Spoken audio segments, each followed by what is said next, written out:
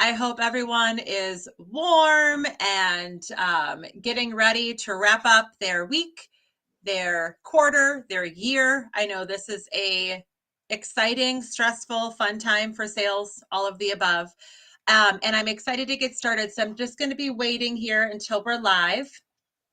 And I think we're live. We are officially live. So no more postponing here. So welcome to this 11th installment of Lessons from the Leaderboard to Leadership. I am Rebecca Gebhardt, owner of Rise Up Consulting, where we specialize in training frontline sales leaders as they move from the leaderboard to leadership and continue to rise up the ranks in sales leadership. And every episode, I have a different expert sales leader to talk about their lessons from the leaderboard to leadership and just some insight that'll help you, whether you want to become a better salesperson, a better sales leader, or just a better leader in general. So today I have Eric Tepper with me. So let me give you Eric's bio. He's the founder and consultant at Sales Architect. I love that name. Thank you. So Eric's been in fitness sales and leadership for close to 3 decades, which is weird. He looks like he's 22. Yeah, a little bit of white growing in the beard there. A little bit of gray there, yeah. Yeah, watching the video. Okay. And he's been in just about every aspect, from big box retail clubs to high-end boutique training gyms to corporate wellness, medical fitness, and a specialty wellness providers. I love the niche. I still have some more bio to go, but I love the niche. So Eric created Sales Architect out of a love for the wellness industry and a love for sales conversations. After nearly 3 decades in the business side of the wellness industry, he decided he wanted anyone who had the courage to follow their passion for wellness into business to have the tools and strategies to be successful. Sales Architect helps fitness, health, and wellness business owners, operators, and individual producers generate more revenue. And he does this through a live and pre-recorded online platform that blends live interactive topic conversations, live open office hours, and a robust library of pre-recorded topic conversations, all designed around sales and sales management skills. I love that, Eric. Welcome to Lessons from the Leaderboard to Leadership. Thank you, Rebecca. Thank you so much for having me. Really appreciate it. It's great to be this here. is gonna Hi, everybody. This will be really fun. We're kind of watching. I have a tech glitch with LinkedIn, but for people who are watching, just comment. Eric will comment later and reply back. The joys. Okay, so let's kind of get going here. So Eric, you and I had a really fun conversation 3 or 4 weeks ago, I think, when we were meeting each other, really, and talking about how this leap is for new sales leaders and your own experience. And so one of the questions I wanted to start out with, because your experience was quick, like you went into sales leadership really quickly. And you said you stumbled. Everyone's like this. No one grows up saying, I'm going to be a sales leader or a salesperson, right? So you stumbled in sales and you also stumbled into sales leadership. What was that like for you in that transition, especially since it was like a few months in sales and then you were in leadership right away? Yeah. It was, I look back and almost everything back then was in ignorance and excitement. I had excitement and I had a lot of ignorance. Like my father asked me, how do you get paid? And I'm like, well, I'm not really sure. Like they draw my salary against a commission. And then he's like, well, what if you don't cover your commission? I'm like, I don't know. I don't think that'll happen. So there was a lot of ignorance there. And when they tapped me on the shoulder after only 3 months and said, we want to give you a management opportunity, I was like, okay, let's go. I'm sure I'll be awesome. But in the back of my head, I was like terrified because all I knew was what I knew. And luckily, the position I got put into as a manager, I had a manager there who had more experience than me. She was actually the person that hired me. And weird side story, called me out of the blue 3 weeks ago, like 27 years later. So weird. But Was anyway, that after, Eric, was that like right around the time you and I spoke? Because I think you and I right spoke. afterwards. Okay, like very serendipitous. That's really funny. That's Yeah. I love it. Okay. And she was a doer, right? So she also didn't really know a lot of the how to define processes. So she like took me under her wing and just it was like you do this and you do this and you do this and I worked like 14 hours a day doing. But I knew that I loved what I did. I knew I was passionate about it. And in hindsight, Rebecca, I am so lucky that I didn't get fired for just like not knowing how to operate and just kind of going by the seat of my pants. So it was exciting and it was also a little bit terrifying. It's funny you say that, going by the seat of your pants, because I think about this for a lot of people who are thinking about, okay, do I want to get into sales leadership? In sales, people have you have to have a ton of trust in yourself and your abilities to just make it happen, right? Like, I'll just figure it out. And when you go into sales leadership with, I'll just figure it out, you need that confidence, but that confidence actually is more ignorance because you can figure it out when it's just you in sales. But if you just try to go figure it out in sales leadership, there's just so many mistakes that you can make. And I know what you said is you had a great sales leader. So we talk about this when you're thinking about, I want to enter sales. You don't work for the company or that salary. You're looking for a great frontline manager. And then if Yeah. you're going to go into leadership, you want to look for a great senior sales leader who can teach you Oh, what they know. But I know yeah. that you said that was a huge thing for you, is like having a training system, like they had it set up for you. Yeah, their sales training system was one of the best in the industry. In fact, to this day, I still use the basic skeleton of it for all of my sales training. It was highly effective. It was built by a leader in that company who never even went to college. He just understood psychology. He understood sales, and having that process. And then my next step, when I showed them that I could like gut it out as a manager and I could make some reasonable decisions and I didn't get fired, because that industry also back in the late 90s, huge turnover. You were a manager and 90 days later you got fired or you got demoted and it was constant. They developed a management development program that was a year long, and I got chosen to be a part of that. And it ended up lasting a year and a half because we ended up taking a break. And I was 2 out of 12 managers who completed it because no one else was still around by the time it ended. Wow. Game changer. Game changer in my management. Yes.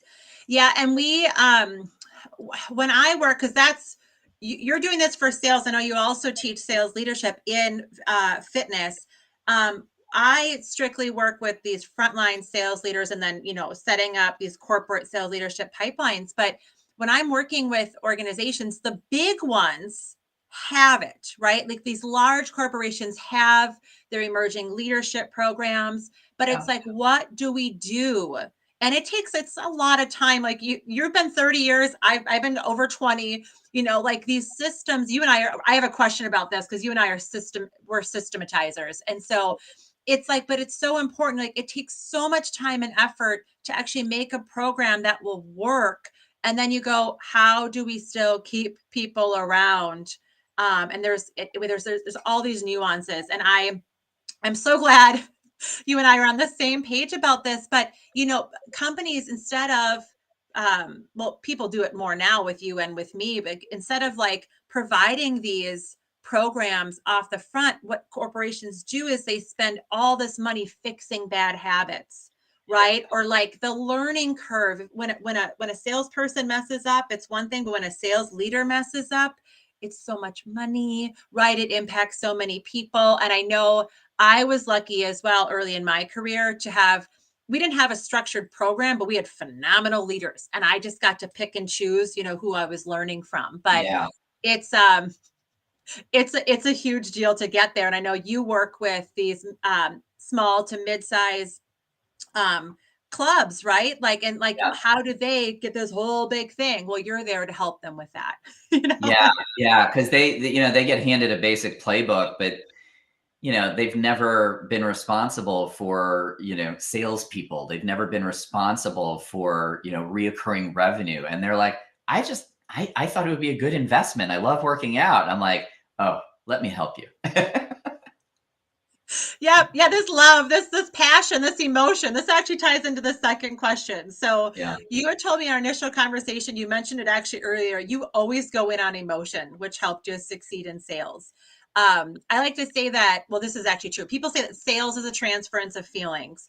Yeah. I say that sales leadership is a transference of hope. So how do you recommend salespeople take that emotion and go into sales leadership with it, but not relying solely on it? So there's a phrase that I'll use, okay? And it's something you have to develop an awareness of, which is, are you using your emotion or are you being used by your emotion? Mm, If you're using your emotion, that's fantastic because, especially when times are tough, like you're having a bad month or you're having a bad quarter, your team looks to you. And if you walk in and you're stressed and you're like, oh my God, I'm getting used by my emotion of stress and panic and worry. That's, all of a sudden they're like, do I need to, pull out the life jacket and jump ship? Right. But if you use your emotion and you have a steady, positive, upbeat way about you all the time, and you're always moving forward looking for solutions, that draws people. That will help your team when they're not feeling positive, and they need that steadiness. On the flip side of that, if you're being used by your emotion, meaning, let's say I'm pumped up, I get out of a sales meeting and emotion is going. And then I have a salesperson who comes to me and they're like, I'm really upset about something. And I'm still riding on my emotion. There's a disconnect there. I can't meet them where they are because I'm being used by my emotion. And, as sales leaders, we absolutely I did it so many times where, somebody came to me for real help. And I was so like just wound up by sales that I couldn't even listen to them. And I ended up yelling at them and I lost good people that way. So, the same way that we teach people to be empathetic and connect with prospects where they are. And Chris Voss nailed it when he talks about mirroring, right? And really mirroring what their experience is. You need to do that with your team, right? Because regardless of whether you think they should be there or not, that's where they are. right. So if you're able to manage your emotion and bring that positivity, but meet them where they are and mirror it and say like, wow, yeah, I could see where that would be really frustrating for you. And you have that even upbeat temper all the time, people know that you're approachable. Even when you deliver tough news, you do it in a positive, upbeat way. And it helps just connect with people and it helps them feel safe. So that's the takeaway I'd say is, are you using your emotion or are you being used by your emotion? There's a lot of self-awareness that goes into that, and that's a whole, emotional intelligence conversation. But I think that's so great, Eric. And because there's aspects from sales. I'm usually focused on the differences between sales and sales leadership, but there are so many things that you want to bring with you, and that emotion is part of it. Yeah. But it's also like people forget, like when you're sitting down with a prospect, you were just talking about this. Sales leaders can forget, like, your customer is your sales team. Your customer is no longer the customer. That's It's right. the sales team. So when you're sitting down with them, being present and empathetic, like you had said, and just meeting them where they are. And sales leaders go, oh, yeah, okay. But there's so many more pressures and there's all these nuances. And so I just love that. I Yeah. absolutely love that. Yeah, that's why you're in the seat, right? To take those pressures and nuances and put them on your shoulders and still be that steady force. Yep. Yep. So let's go on to this next one. You kind of going off of emotion a little bit, but it's along shooting from your hip. Yeah. And there are some people who are at their best shooting from their hip. So I won't, if you do that, it's not necessarily bad. But that's difficult to do in sales leadership. And like me, you're a process person. And you had said in our initial conversation, I wrote this quote down. I just loved it. You said, when you can define it, you can teach it. So sometimes people, I always get this, like, as a consultant, this one grinds me. They go, if you can't do, you teach, like I'm always like, Rrr. But some people who can do can't teach. And they can't teach, because they can't define, and you can't define, you can't duplicate, right? So what are your suggestions to help new sales leaders try to define sales and sales leadership so they can coach? Well, so one is find a mentor. Okay. Because if you're great at something, defining it's not that challenging, but it takes a different mindset. So sometimes having an outside view, somebody who can see it and label it for you, is going to make a huge difference. Because if you're a doer, it's hard to actually see what it is you're doing. The perfect example is like, you might tell your salespeople, you need to make a connection with prospects, like make an authentic connection. All right, how do I do that? Well, you just make a connection, right? And you see how there's that gap. But, somebody like you or me, Rebecca, we can actually see, here are the repeatable processes that create a connection, right? The connection is authentic, but the steps are almost always the same to create that connection. Here's an exercise you can do in creating connection. So having that mentor or that outside view can be very, very helpful. Success leaves clues. Tony Robbins says that. So, talk with somebody who's already been down that path, as a mentor, but also look at your own success and look at the success of your top performers and be like a fly on the wall and write down everything they do, every step. And what you'll start to see is, oh, Rebecca does this, so does John, so does Sally, so does Eric.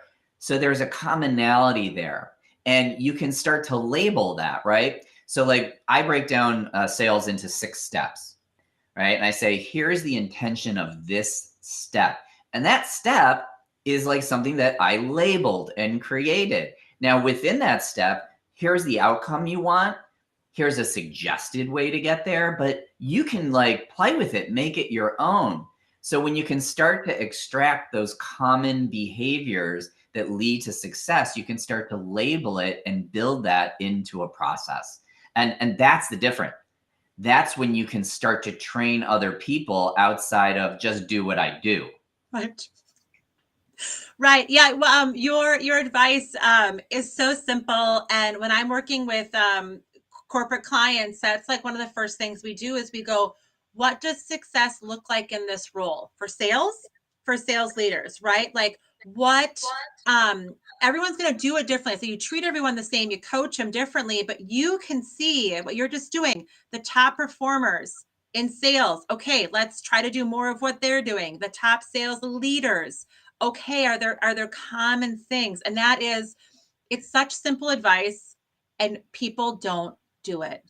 But sometimes it's also hard to do it. Like you were just saying, like even myself, I can, as an outside perspective, and I'm sure as you as an outside perspective, as consultants, we can see and we can coach, but it's hard doing our own deal. That's why I have coaches. I'm sure you work with people. It's just, we need outside help. And then you just feel like, I don't know if I get slapped in the face once a week, typically from a friend or another consultant, or just someone will be like, well, Rebecca, this is what you're doing. And I go, it is? If you watch, I don't know if you watch football at all, but your specialty coaches are up like 500 feet above the field, calling it down to the quarterback saying, hey, you're getting sacked because on your left side, this is what's happening. You need to do this. The quarterback can't see that because they're in it. And for many new managers, and it's one of the things I point out as like a red flag, they're so busy doing that they can't take a step back and see like what is it procedurally? What is it that's missing? What is it that needs to be put in? How do I build this? Yep. Yep. Yeah. And so taking the time is something every new leader should be doing in their schedule. But also, like you were saying, getting a coach, having a mentor, being intentional with someone at your company, reaching out to someone in your LinkedIn network. You don't have to actually hire someone like us. There are people you should, but but there's people, there's someone who can help you no matter where you are in this thing. It just takes some initiative to do it. So that's really good advice. Yeah. One of my last questions is organizations are spending a lot of money. I talked about this a little before, but fixing bad habits that new sales leaders learn as they go instead of investing money into new sales leaders to form the right habits that'll last them their entire career.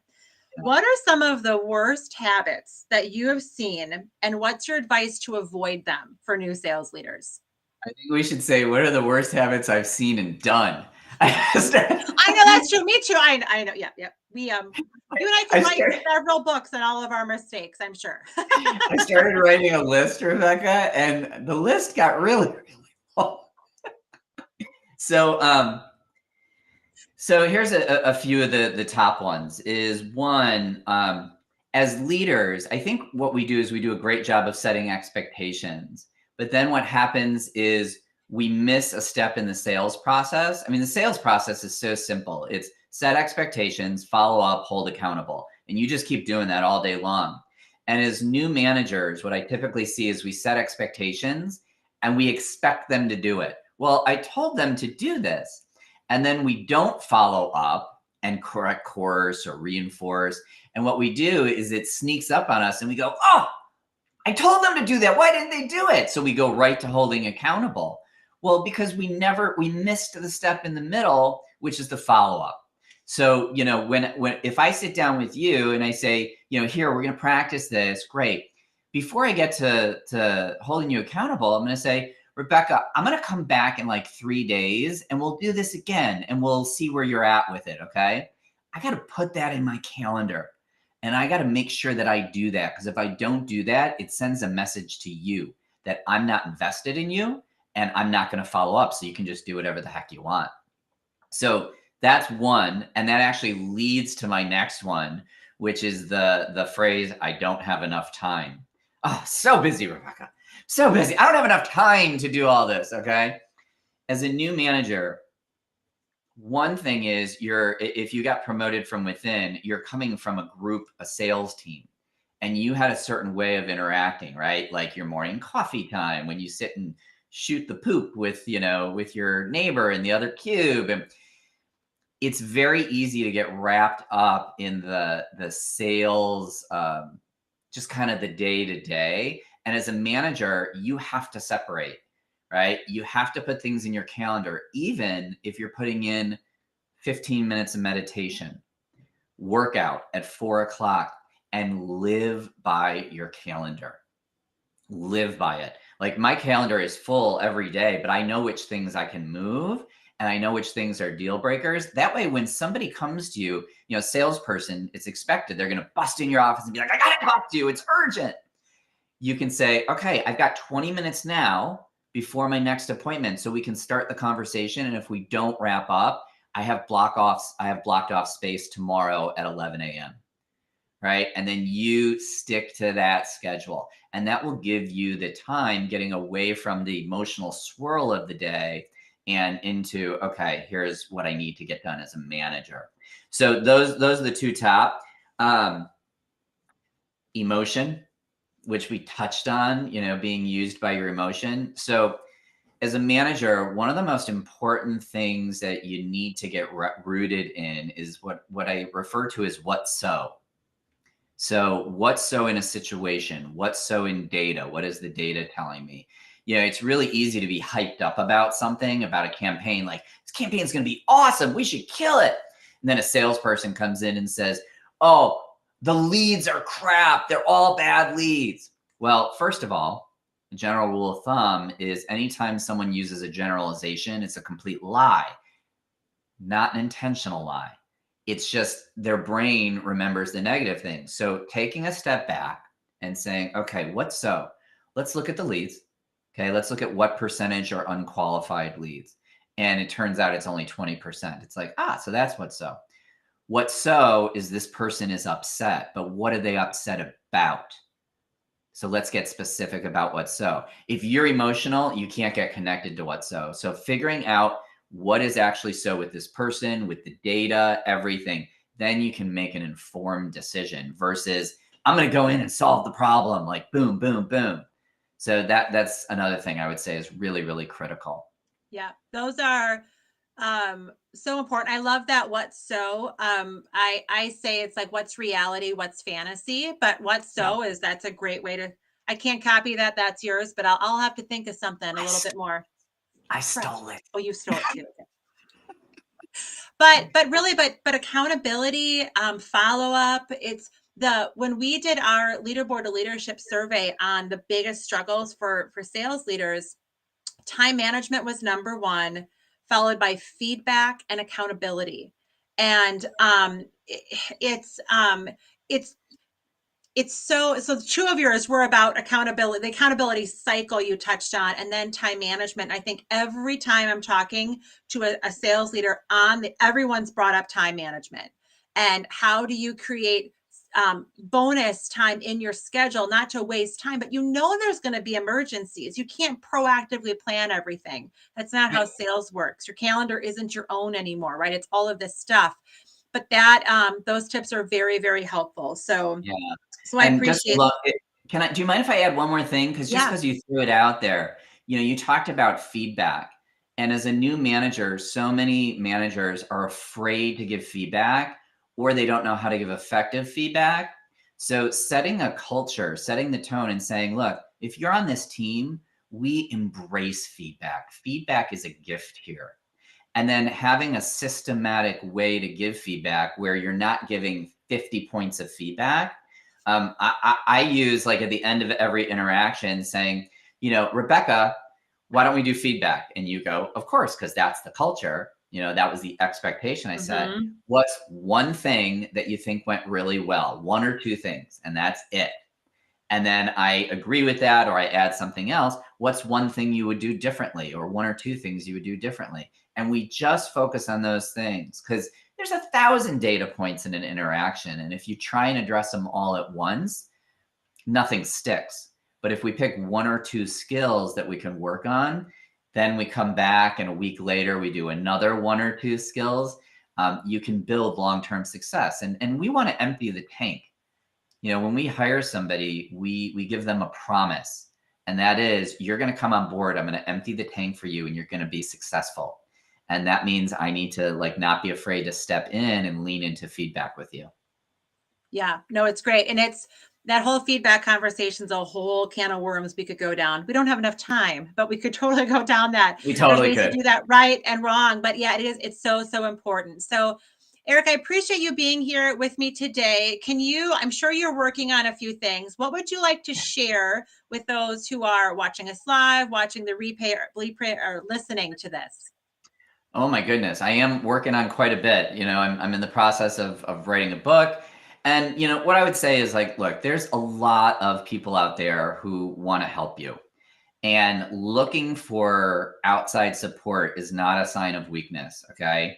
And if you're too busy to look for support and attend a live webinar like this, or reach out and have a conversation, well, Einstein said the definition of insanity is doing the same thing over and over and expecting different results. So find somebody who you connect with, who can give you valuable insight. And whether you hire them or not, completely up to you. But, for myself, I tell people, look, have a conversation with me and let's figure out if I can help you. And I know I can in specific realms. And then dig into it. Don't just take a service and then say, well, that's great to have, but I don't have time, and go back and do it the same way. No one's going to ask you to redo everything you're already doing.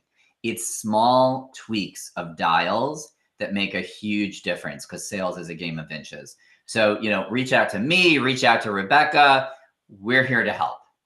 All right. And can they reach you? They can connect with you on LinkedIn. You'll be tagged on this. And then salesarchitect.com. Is that right? It's actually gymsalesarchitect.com, gymsalesarchitect.com. You can email me at eric@gymsalesarchitect.com. And even though it's fitness, it's translatable to just about any kind of sales interaction. Okay, perfect. Well, thank you so much for joining us today, Eric. To be continued. Yeah, thanks for having me, Rebecca. It's always great to be with you. All right.